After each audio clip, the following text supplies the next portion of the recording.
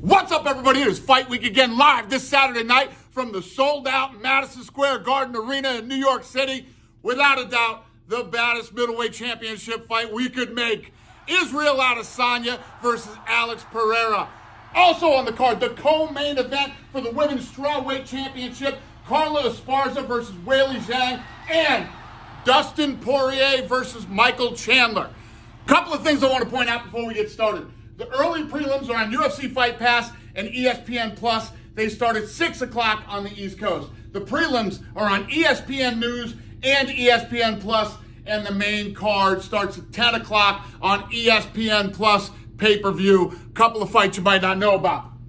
Nikolai Negumereanu versus Carlos Ulberg. Romanian fighter Negumereanu has reeled off 4 wins in a row, with his most recent victory coming by TKO over Podiara. At 13-1, he now finds himself on the cusp of entering the light heavyweight rankings.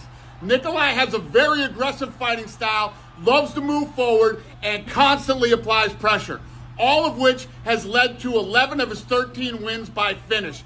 He is facing City Kickboxing rising star Carlos Ulberg. Carlos has excellent MMA striking. Carlos has never been in a boring fight since his arrival.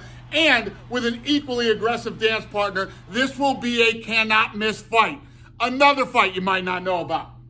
Hooker versus Poirier. Hooker has been in there with everyone in the top 15. He's got wins over Jim Miller, Paul Felder, Gilbert Burns. He pushed Poirier to the limit in the Fight of the Year candidate. He's got an 81% finish rate, and he is currently ranked number 12 at lightweight. Wild shit usually happens when he is in the octagon. He's taking on a guy trying to crack the top 15 for the first time in Poirier. This guy is looking for his 6th straight win. He's the only man in UFC history to have 3 knee bar submissions.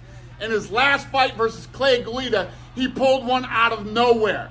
It's one of the sickest finishes you will ever see.